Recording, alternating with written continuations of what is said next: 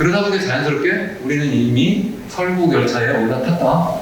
설국열차는 여러분들 뭐 다 보셨을 겁니다. 우리 한국 영화라도 보고 아니면 넷플릭스에 사실은 시리즈물로 우리 봤으면 그 핵심은 이런 거예요. 사실은 뭐 별거 아니라 아이디어가 기가 막혀요. 지금 뭐 지구 온난화 이렇게 하는데 이게 뭐 기후가 막 변해가지고 갑자기 온난화 이런 빙기가 온 거예요. 네? 빙하기가 더 심해진 거예요. 그래서 그걸 미리 예견한 그런 어떤 일론 머스크 같은 약간 친구가 있었는데 그래가지고 전 세계 투자자한테 돈을 모아가지고 전 세계를 도는 궤도 열차를 만들었어요. 그래가지고 만약에 빙기가 오면 거기 올라타서 거기를 계속 돌면서 거기 살자. 온갖 준비를 다 했어요. 근데 막상 빙기가 따오니까 그 사람들만 타는 게 아니라 거기 일반 사람 도는 사람들도 막 올라타겠다고 해서 막 죽이고 막 쳐냈는데도 탄 거예요. 그래 그 사람들 다 뒷칸에서 몰아놨어요. 그래서 앞칸에서는 이미 그러한 상황이 되기 전에 즐겼던 온갖 그런 좋은 음식과 좋은 옷과 좋은 그런 여러 가지 활동을 하면서 지내지만 뒤에서는 정말 동물만도 못한 그러한 생활을 하게 되죠. 그래서 뭐 기억나시는지 모르겠지만 뭐 곤충으로 뭐 이렇게 뭐 무슨 뭐 통조림을 만들어서 먹고 뭐 그런 나중에 혁명을 하겠다고 막 앞으로 쳐들어가죠. 앞으로 쳐들어갔는데 나중에 그래도 그걸 다 바꾸지 못해. 똑같은 상황이 계속 유지돼요. 왜? 그걸 다 무너뜨리는 순간 그 설국 열차는 그냥 멈춰설 수밖에 없으니까 다 자멸하니까 그 시스템에 갈 수밖에 없다. 뭐 이런 식으로 끝났는데 어쨌든 그게 사실 현실을 너무 잘 나타내니까 정말 좋은 영화다 이런 평가를 받지 않는가 이런 생각을 하는데요. 실제 한번 보세요. 전 세계적으로 지금 왼쪽에 보시면 소득의 불평등도를 보여주고 있는데 2021년 기준으로 해서 이건 뭐전 세계적으로 유명한 그러한 이쪽 연구기관인데요. NGO 기관인데 여기 보면 오른쪽 빨간색이 뭐냐면 전 세계 상위 소득 10%가 차지하는 전 세계 소득이 몇 %냐? 50%가 나와요. 50%. 그러면 전 세계 그냥 아래부터 소득이 낮은 사람들의 50%가 차지하는 소득 비중이 얼마냐? 10%도 안 돼요. 8.5%밖에. 이거는 그래도 괜찮아요. 부로 보면 소득을 모으면 부가 되잖아요. 예를 들어서 우리 뭐 집값 같은 거 오르면 부가 높아지는 거잖아. 그걸 어떻게 되냐? 전 세계 상위 10%가 전 세계 3분의 2, 76%를 차지한다. 나머지 절반은 2%밖에 되잖아요. 굉장히 사실은 불공정하다. 이게 뭐 설국열차가 아니면 뭐냐는 거죠. 근데 이러한 상황이 그러면 선진국이 더 심하겠어요? 아니면 후진국이 더 심하겠어요? 그렇게 생각을 합니다. 그러나 사실 선진국보다 사실은 후진국이에요. 왜요? 독재체제. 그리고 또 아주 교육 수준이 너무 낮아서 그걸 극복을 하지 못해가지고 그냥 거기에 일부 소수의 그런 어떤 독재자들이 그런 것도 다 차지해버려요. 여기서 진하게 나온 거죠. 이게 뭐 아프리카, 라틴 아메리카 이런 데가 사실은 더 그런 양극화가 심하다 하는 얘기입니다. 서남아시아도 그렇고 상대적으로 유럽이나 미국 또 미국은 유럽보다는 좀 나쁘지만 이런 데가 더 그렇다고 해서 그 나라가 소수의 아주 형평성이 있다 그런 뜻이 아니라 상대적으로 그렇다는 얘기예요. 그래서 제가 아까 개성 공무원들 초청해서 여러 수업한다고 했는데 사실 제일 중요한 게 뭐냐면 그분들의 계몽이에요. 그 속에 사실은 경제 성장이 어느 나라가 빠르냐 어느 나라가 과연 소득이 높아지고 행복해지느냐 제일 중요한 거는 그 나라 사람들의 민도가 높아지고 그렇기 위해서는 교육 수준이 빨리 높아져야 되고 그렇게 해서 그 사회가 민주적으로 사실은 전환돼야지만 그것이 가능한 것이 아닌가 이런 생각을 저는 사실 합니다. 그 주요 그게 그건 현재 시점이고 지난 80년대부터 봤을 때 70년대 보고 있는데 한 40년대부터 시작해가지고요. 전 세계적으로 우리 상위 10% 소득 중에 여기 주요 국가 미국, 프랑스, 독일, 중국, 영국 이런 나라 보는데 다 높아져요 이게. 그리고 50% 소득 비중은 다 낮아져요. 양극화가 더 심화되고 있다. 우리나라도 마찬가지예요. 우리나라도 한꺼번에 났어요. 위에가 상위 10% 소득 비중, 아래는 50% 소득 비중. 양극화가 더 심화되고 있다. 이건 어느 정권이든 계속 반복되어 온 그러한 것이다 하는 말씀입니다. 이거 말고 제가 먼저 코로나 이후에 세계에서 자세히 우리나라 데이터를 가지고 이런 문제를 제가 많이 얘기했어요. 사실 환경 얘기도 많이 하고 이런 사회 양극화 얘기도 많이 하고 인구 고령화 얘기도 하고 거기서 많이 했어요. 한국 사례를 가지고 이거는 제가 일부러 우리 사피엔스 인류 전체를 대상으로 제가 정말 옹견하는 그런 마음으로 제가 쓴 책이기 때문에 한국의 사례를 가능하면 많이 넣지도 않았습니다. 그래서 부해양파는 이 보면 80년대 이후에 그래요. 90년대부터 심해져요. 왜 그럴까요? 그때부터 전 세계적으로 보면 몇 가지 특징이 있어요. 기술혁명이 굉장히 빠르게 진행이 된다. 기술혁명이 빠르게 진행이 된다는 거죠. 거기에 빨리 올라탈 수 있는 사람들은 그 혜택을 많이 받아요. 그렇지 않으면 점점 격차가 더 심해질 수밖에 없다는 거고. 두 번째는 세계화. 세계화가 사실은 90년대, 사실은 여러분 95년 우리 WTO 출범하고 2001년도에 우리 중국이 그 WTO 가입도 하고요. 또 90년대에 또 사실 구소련 사회주권이 무너지면서 전 세계가 하나의 시장 경제가 되고 이렇게 되면서 전 세계 하나의 그런 시장이 된 거예요. 거기에서 어떻게 돼요? 결국은 승자 독식하는 그런 세상이 돼버린 거죠. 그래서 그렇다. 그 승자 독식을 할 수 있도록 사실 서포트하는 그런 이데올로기가 사실 이런 자유시장 경제 시대 그걸 지지한 이데올로기가 소위 신자유주의 뭐 이런 거죠. 그런 것들 때문에 사실 사회문화가 심화된 것은 정말 사실이다. 그걸 부정할 수가 없다는 거죠. 그리고 또 인구 고령화다 아까 말씀드린 것처럼 그런 양극화에 일정 부분 기여했다라고 말씀을 드리는 거죠. 자, 코로나는 또 코로나대로 또 이번에 더 심하게 얘기됐죠. 왜요? 코로나 때문에 사실은 사회적으로 봉쇄하고 뭐 거리 두기 하니까 누가 피해를 봐요? 다 보면 막노동자, 우체노동자, 그죠? 그리고 또 뭐 조그만 편의점 갖고 있는 식당 갖고 있는 이런 분들. 그렇지 않고 사실은 뭐 화이트 칼라라든가 고소득자들은 다 우아하게 집에서 온라인으로 공부도 하고 다 이렇게 하면서 사실은 좋았죠. 뿐만 아니라 자산 인플레, 주식이라든가 부동산 가격이 엄청 뛰었죠. 왜요? 사회적 봉쇄 때문에 결국 어떻게 했어요? 각국 정부가 돈을 엄청 풀었죠. 중앙은행으로 엄청 풀었죠. 그 돈을 푸니까 그게 어떻게 됐다? 자산 인플레가 됐죠. 요새 자산이라는 건 주식, 부동산. 그 주식이나 부동산 누가 갖고 있죠? 다? 부자들이 갖고 있죠. 당연히 부자들의 돈은 더 높아지고 가난한 사람들은 거기에 올라타지 못했다. 그래서 또 양극화가 굉장히 심화됐다. 또 디지털혁명이 또 가속화되면서 또 어떤 기술에 따라가지 못하는 사람들이 또 뒤처지고 있다. 네 번째로 우리 인류세. 제가 지금 시간 하니까 너무 지나가요. 네, 그냥 계속 해도 되겠죠? 네. 멈추면 여러분들도 빈 빠지고 저도 빈 빠지니까 계속 하겠습니다. 자, 우리 인류세라고 이름 붙였는데 제가 아까 농업혁명이 시작된 그 이유가 기후가 온난화 돼서 그렇다고 했잖아요. 그 온난화된 기후를 우리가 뭐라고 부른다고 했죠? 홀로세라고 부릅니다. 그 홀로세 때문에 우리 인간이 농사를 짓기 시작을 하고 그래서 어쨌든 나중에는 산업혁명도 하고 디지털혁명도 해서 여기까지 온 거예요. 근데 요즘에 와가지고 보니까 기후가 드디어 또 변화하고 있어요.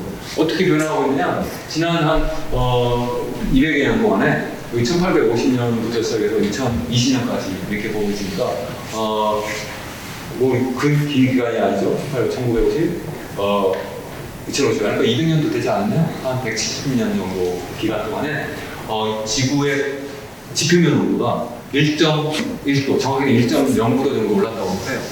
그게 이제 IPCC 해가지고 International Panel on Climate Change, 그러니까 기후 변화에 대한 국가 간 협약, 뭐 이런 이름을 갖고 있는 단체에서 지난해 8월부터 시작해서 올해 초까지 세 차례에 걸쳐서 워킹 그룹별로 세 개의 워킹 그룹이 있는데 거기에서 이제 발표를 하는데 거기 첫 번째 나온 보고서에 있는 거 제가 그냥 가져왔습니다. 이게 주로 비교를 어떻게 하냐면 1850년부터 1900년 사이의 지표면 인구의 평균과 최근에 그런 지표면 온도를 비교를 하니까 1.1도 정도 약간 상하 편차가 있지만 평균적으로 그 정도 상승했다. 이것이 앞으로 계속 올라가서 조만간 2030년이 되면 뭐 1.5도가 될 것 같다. 네? 뭐 이런 지금 염려를 지금 하고 있는 거죠. 이 계속 내버려두면 이게 2도까지도 올라갈 수 있고 뭐 금색이 말이 되면 이게 정말 심한 경우는 5도 이상 올라갈 수 있다. 뭐 이런 얘기를 그것이 의미하는 바가 뭐냐 그러면 뭐 1도 정도가 거의 심하냐 이렇게 얘기할 수 있는데 지난 1000년 동안 우리 지구 과학자들 제 얘기가 지난 1000년 동안 산업화 이전까지 지표면 온도가 1도 정도 올랐다고 그래요. 근데 우리 잠깐 200년 정도 기간 동안 1도 올렸으니까 얼마나 빨리 올린 거예요. 만년 동안 죄송합니다. 만년 동안에 1도 올랐는데 지금은 200년 동안에 1도 올렸으니까 정말 속도가 정말 엄청나게 빠르게 지금 변하고 있다. 거기 우리 인간을 포함한 지구의 여러 가지 생물들이, 동물과 식물들이 적응을 잘 못하는 그런 상황이 된다는 거죠. 그래서 뭐 여기 지금 여러 가지 어떤 지구온난화 결과를 얘기하고 있는데, 우리 쉽게 생각하면 이런 거죠. 우선 생각해보는 게, 따뜻해지니까 극지방에 있는 빙하가 녹아요. 빙하가 녹으니까 그게 바닷물의 수면을 자꾸 상승시켜요. 그러다 보니까 낮은 지역에 있는 섬들, 또 우리 육지에서 우리나라의 서해안이나 남해안 같은 지역이 자꾸 이제 소위 수위가 높아지면서 어떤 물에 잠길 위험이 있다 하는 것이죠. 또 뿐만 아니라 이런 어떤 빙하가 녹으면서 빙하 속에서 잠들어 있던 수십만 년 동안, 최근 수만 년 동안 잠들어 있던 여러 가지 바이러스들이 깨어나가지고 다시 코로나 같은 그러한 어떤 그러한 상황이 벌어질 수도 있다. 뭐 이런 얘기도 있죠. 또 뿐만 아니라 이게 한 1도 정도 높아지는 것이 사실은 우리 올해 많이 경험했죠. 전 지구적으로 보면 어떻게 됐습니까? 각 국가에 우리나라도 그랬지만 특히 우리 서남아시아 파키스탄이나 인도나 이런 나라는 봄부터 우리 기온이 45도, 50도 이상 막 높아졌다고 그러잖아요. 남부 유럽도 그랬죠. 호주가 그랬죠. 미국도 그랬죠. 이게 막 높아져요. 근데 그만 높아지기만 하느냐? 또 어느 때는 막 폭풍우가 몰아쳐요. 어느 때는 막 가뭄이 들어요. 또 사실 그렇게 되면서 경우 때 또 극하게 또 추워지는 경우도 생긴다고 그래요. 이게 무조건 다 높아지는 것이 아니라. 자, 이게 무슨 얘기입니까? 온도가 높아졌다 낮다 막 하고 전반적으로 막 높아지고 그리고 막 물에 잠기고 이렇게 되면 아까 말씀드린 홀로세가 더 이상 홀로세가 아닙니다. 이게 다 왜 그랬죠? 우리 인간이 산업혁명을 하면서 무엇을 뗐죠? 소위 얘기하는 화석연료를 뗐죠. 석유, 가스, 석탄 이런 걸 떼면서 거기에서 이산화탄소를 비롯한 이러한 소위 온실가스들이 대기권으로 올라가죠. 그 대기권에서 얘가 더 이상 성취권을 빠져나가지 못하고 거기서 층을 이루니까 여기서 태양이 열을 이제 지구로 쏘아주면 그게 다시 빠져나가야 되는데 빠져나가지 못하니까 온실가가 나가지고 지표면이 따뜻해졌다. 이런 거잖아요. 그래서 인간이 만들었다. 그래서 이 재앙이 그러면 그 정도 가지고 별거 아닌 것 같은데요. 그렇지 않다는 거죠. 한번 생각해보세요. 지금 당장 이렇게 되니까 사람들이 뭘 걱정하죠?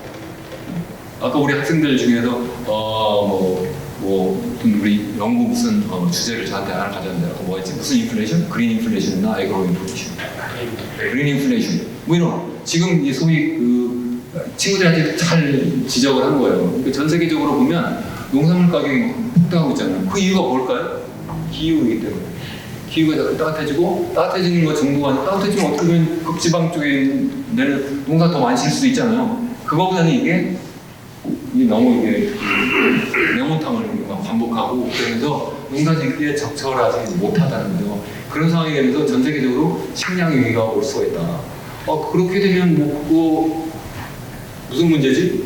자, 한번 생각해보세요. 2010년에 리비아라든가 튀니지라든가 이쪽 북부 아프리카 그리고 아랍 지역의 그 아랍의 봄이라고 들어보죠. 아랍의 봄이 왜 일어났습니까?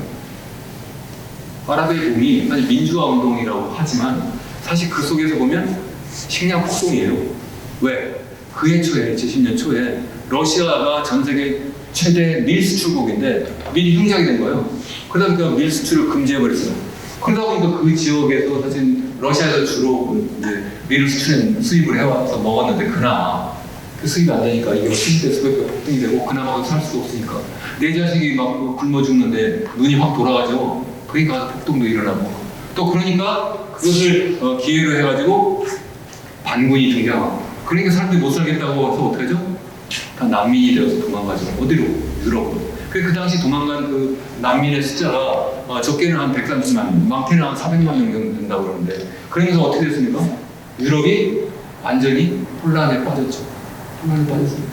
그래서 영국 같은 경우는 나는 더 이상 난민을 받을 수 없어. 그래서 그냥 아예 브렉시트까지 했죠. 자, 250만, 한 500만도 되지 않는 그러한 난민 가지고도 꽤 혼란이 있었는데 지금 이게 1.5도, 2도 이렇게 되면 적게는 전 세계에서 1억 명, 많게는 10억 명 정도의 그런 어떤 기후 난민이 발생할 거라고 기후 과학자들은 그렇게 시뮬레이션을 해요. 자, 그러면 500만 명도 안 되는 거 가지고 지구가 그렇게 난리를 쳤는데 과연 견뎌낼 수가 있을까?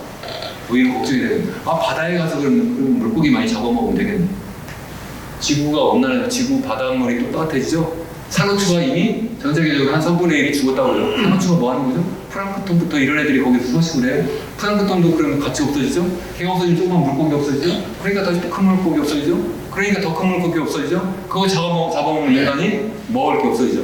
우리가 인간이 최상위의 포식자인데 최상위 포식자가 육지에서도 먹을 게 없고 바다에서도 먹을 게 없으면 우리 인간은 그러면 어떻게 되겠느냐? 결국은 뭐가 있겠습니까?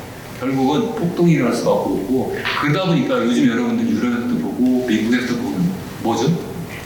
바로 극단적인 그러한 어떤 이념을 추구하는 그러한 지도자들이 나오는 거죠. 마치 예전에 뭐 히틀러가 나온 것처럼 지금 그래서 미국에서 아니면 유럽에서 뭐 그러한 상황을 여러분들이 지금 보고 있고 앞으로 우리나라에도 그럴 수도 있다. 우리나라는 그래도 비교적 괜찮은 편이에요. 우리나라는 어떻게 보면 지구 위기, 기후 위기에 비교적 안전하다고 많은 사람들이 생각을 해요. 실제 그렇게 크게 뭐 너무 덥다, 기껏해봤자 40도 넘는 경우도 없고, 그러니까 별 문제 없는 것 같아요. 그러나 제일 문제가 저는 기후의 제일 중요한 영향 원인은 결과는 뭐냐면 저는 식량 위기라고 생각해요. 식량.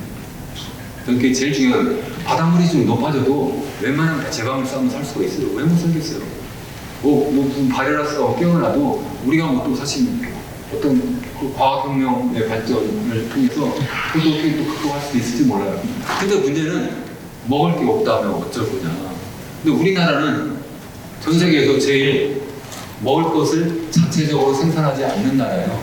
우리나라 식량 자본율이 몇 %나 된다고 여러분 보시니까 한 20%밖에 안 돼요. 20%. 나머지가 수입하는 거예요. 그러니까 만약에 마치 우리 북아프리카 아랍 지역에서 그런 아랍의 봄이 있었던 것처럼 만약에 농산물 수출들이 그러한 어떤 기후 재난을 해가지고 농산물이 흥작이 되면 자기들 먹고 살아야 되니까 수출을 안 하면 우리는 어떻게 할 거거든요. 보통 심각한 문제가 아니다. 그래서 기후에 적극적으로 대응할 뿐만 아니라 자체적으로 우리가 살아남을 수 있는 그런 생각을 해봐야 된다는 거죠. 그래서 이게 이산화탄소가 굉장히 중요한 원인이고 배출량이 엄청 늘어나고 코로나가 발생하는 게 좀 줄어들었다. 뭐 이런 것도 그림으로 보일 수가 있는데요. 근데 그 주로 그 원인이 뭐냐면 사력 발전 그리고 산업 활동 그리고 기타 운송이라는 기타 운송이 보통 육상 운송을 얘기하는데 다른 뭐 여러 가지 뭐 해상 운송이라든가 항공 운송까지 다 포함해 운송하면 그러니까 이 세 가지입니다. 화력 발전, 산업용 그리고 우리 운송수단에 우리가 화석연료를 쓴다는 거죠. 석탄을 쓰고 석유를 쓰고 가스를 쓰고 이런 거 쓰면서 결국은 이산화탄소가 전체 온실가스의 한 76% 정도 차지한다고 하는데 그거 말고는 뭐 메탄 가스라든가 메탄 가스도 굉장히 중요하다고 하잖아요. 뭐 그런 거나 뭐 이산화질소라든가 여러 가지 있는데 이산화탄소를 대표적으로 볼 때 이렇다. 그건 누가 배출하느냐? 오른쪽에 보시는 것처럼 중국, 미국, 인도. 꼭 선진국만이 아니에요. 지금 중국이나 인도 이런 나라 인구가 워낙 크다 보니까 엄청나게 배출하고 우리나라도 무려 8번째로 많이 배출하고 있다. 우리나라 GDP 규모가 한 12, 11위 정도 된다고 하는데 GDP 규모에 비해서 훨씬 더 많이 배출하고 있는 나라다. 우리나라의 책임이 크다. 뭐 그런 얘기입니다. 특히 우리나라 우려되는 것은 미국 같은 경우에는 1인당 이산화탄소 배출량이 줄어들고 있고 유럽 지역도 유럽이거든요. 그래도 줄어들고 있는데 우리나라는 계속 늘어나고 있다. 중국도 굉장히 빠르게 증가하고 있다. 중국 특히 인구가 14억 정도 되는데 제가 저렇게 1인당 탄소 배출량이 늘어나면 과연 전 지구가 어떻게 견뎌낼 수 있을까 걱정이 아닐까. 그래서 뭐 여러 가지 국제적인 노력을 하는데 특히 우리 파리 기후협약은 우리 다 아시잖아요. 그래서 거기에서 지금 적어도 산업화 이전 그걸 아까 말씀드린 1850년부터 1900년까지 50년간의 기온 평균 그것과 비교해서 적어도 2도는 넘기면 안 된다. 1.5도를 한번 더 주겠다. 그래서 실제 우리 2018년에 우리 인천에서 특별 회의를 한 번 더 했어요. IPCC 말씀드렸죠. 기후변화에 관한 정부와 협의체에서 혹시 이런 얘기거든요. 1.5도 이상 되면 안 된다. 1.5도 국제사회가 이제 합의를 한 상태다. 그러기 위해서는 온실가스 배출량을 뭐 2030년까지 2010년도에 80% 줄여야 되고 2050년까지 넷제로로 해야 한다. 이런 얘기 여러 가지 많이 들어오셨어요. 그럼에도 불구하고 지난해 뭐 우리 이런 어떤 국제사회에서 이런 걸 하기 위해 뭐 회의했는데 거의 진행이 안 돼요. 제가 시간없어서 이거 생략을 하겠습니다. 최근에 평가 보고서도 아까 말씀드린 것처럼 대체로 몇 가지 말씀을 드렸는데 그 상황이 어떻게 되냐면 점점점 인구 이산화탄소 등 온실가스 배출량은 늘어나고 있고 그래서 지구 표면 온도 또 우리 바다의 온도 이런 것들이 다 빠른 속도로 높아지고 있고 또 그에 따라서 아까 말씀드린 여러 가지 자연재해가 점점 더 많이 빠른 속도로 나타나고 있다. 그런 얘기입니다. 그래서 뭐 이런 경우도 있는데 생각을 하고요. 앞으로 이게 점점 더 심해질 것 같다. 그래서 우리가 그럼 어떻게 해야 되겠느냐 하는 게 이제 제가 이제 마지막 말씀드리려는 건데요. 지금 이 네 가지 말씀드린 네 가지가 다 사실은 하나의 위기다 하나하나가 하는 말씀드리고 그래서 어떤 길을 가야 되느냐. 그래서 여기 지금 제가 경제학자로서 뭐 디지털 사회를 우리가 어떻게 우리가 이해를 해야 되느냐. 이게 사실은 뭐 GDP 계산부터 물가 계산 그리고 뭐 우리 소위 얘기하는 뭐 산업 생산 어떤 지수, 뭐 생산성 뭐 이런 계산하는 것들을 다 새로운 방식으로 해야 되고요. 하다못해 총화량이라고 하는 그 개념조차도 우리 화폐라는 개념 같은 것도 다 사실 바꿔야 돼요. 요즘에 와가지고 사실 디지털 화폐가 막 등장하는데 우리가 중앙은행이 발행한 그 돈 가지고 계속 할 수 있을까? 그런 사회가 지금 바뀌고 있는데 제 책에 그런 얘기 많이 써 있어서요. 오늘은 그런 생략을 하도록 하겠습니다. 이것도 다 생략을 하고 재밌는 거는 우리 GDP의 결정 요인 이렇게 하면 보통 우리가 뭘 가지고 상품 및 서비스 GDP 하면 한 나라가 어떤 일정 기간 동안 보통 1년을 얘기하는데 그 기간 동안에 생산해낸 모든 상품 및 서비스의 시장 가치 총합계 뭐 이렇게 얘기를 하거든요. 그걸 무엇으로 만드느냐? 당연히 생산 요소로 만들죠. 생산 요소는 뭐하냐? 또 토지 노동 자본 이렇게 얘기해요. 토지 노동 자본의 기술을 딱 접목시키면 아웃풋이 나오는 거예요. 그 아웃풋이 상품이고 서비스다. 한 나라가 발전한다는 것은 성장한 나라는 그 GDP가 커져야 된다. 커지려면 어떻게 해야 되고 그러면 생산 요소 양이 늘어나거나 기술 수준이 높아지거나 뭐 이렇게 되는 거죠. 그렇게 해야 되는 마이크 써야 되는 거죠. 마이크 안 쓰면 힘들어요. 왔다 갔다 하면 재밌게 같은데 그런데 산업혁명 이후에는 제가 토지노동 자본이라고 했잖아요. 그죠? 왜? 자본이 생겼으니까. 자본이 기계예요. 그런데 그 전에는 어떻게 됐죠? 노동과 토지만 있었습니다. 그래서 농업사에서는 사실은 전쟁을 할 때 왜 전쟁을 하나? 저거 얻으려고. 땅을 얻어가지고 가능하면 농산물 많이 얻고 식량을 많이 확보하려고. 또 하나는 뭐죠? 노예를 많이 얻어가지고 그게 그 나라의 부를 만드는 거죠. 그러면 그 이전에는 그 생산 요소로서 뭐였어요? 토지도 필요 없죠. 그냥 전체가 다 공유니까 그냥 노동밖에 없었던 거죠. 그러니까 원시 수렵사회는 생산 요소가 오직 노동, 농업사회는 토지와 노동. 이제는 산업사회가 되니까 여기에 기계가 들어가는 거예요. 기계가 중요한 생산 요소가 되었다. 그럼 디지털 사회는요? 디지털 사회는 여기에 AI 로봇, 인공지능과 로봇이 새로운 생산 요소가 돼요. 아까 그랬잖아요. 제가 노인 사회가 되더라도 우리가 노동을 더 이상 제공하지 않아도 뭐 한다고요? 얘기한다고. 자, 그러니까 그게 좋은 건가요?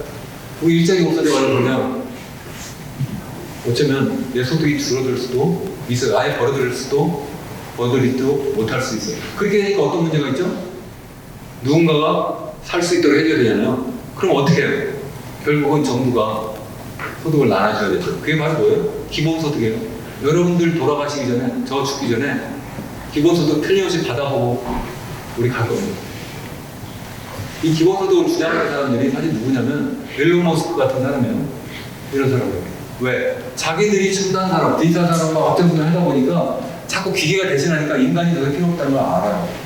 그러니까 근데 계속 그걸 내버려두면 인간들이 그걸 못하게 막을 거야. 혁명이 일어날 거 같아요. 그러니까 그걸 할 수 있도록 그러한 방법을 찾아내는 거죠. 그래서 사실은 저런 기본소득이라고 하는 것이 무슨 뭐 사회적 운동의 일환이 아니에요. 그러면 자본가들이 더 어쩌면 앞장서서 사실은 제안하는 그런 바이기도 하고요. 그에게 상대적으로 노동의 어떤 중요성이 자꾸 떨어질 것이다. 우리 뭐 노동가치설 얘기 많이 하는데 한번 생각해보세요. 노동이 제일 중요한 때가 언제요? 원시 수렵사회. 그 다음에 언제요? 농업사회. 그 다음에 언제요? 산업사회. 산업사회는 그런데도 불구하고 기계가 등장하니까 기계와 인간이 엄청 싸웠죠. 기계를 대변하는 자본가, 노동을 대변하는 노동자들 간에 소위 부르주아와 프로레탈리아가 엄청나게 싸운 거죠. 자, 이제는 로봇과 싸워야 되는 상황이 되어버렸다.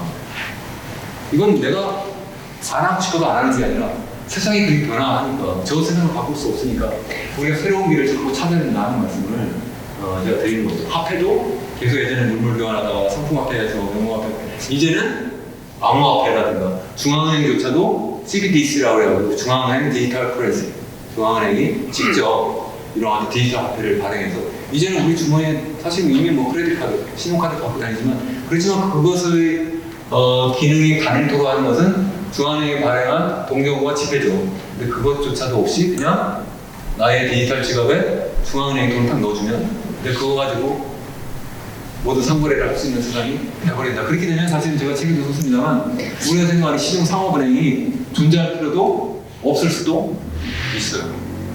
왜? 중앙은행이 직접 쏴주는데 굳이 뭐 중간에 상업은행이 무슨 필요가 있겠습니까? 그 제가 한국은행의 세미나를 제가 하기로 해놨는데 거기 가서 이런 얘기를 많이 하려고 해요. 그냥 어떻게 할 것이냐.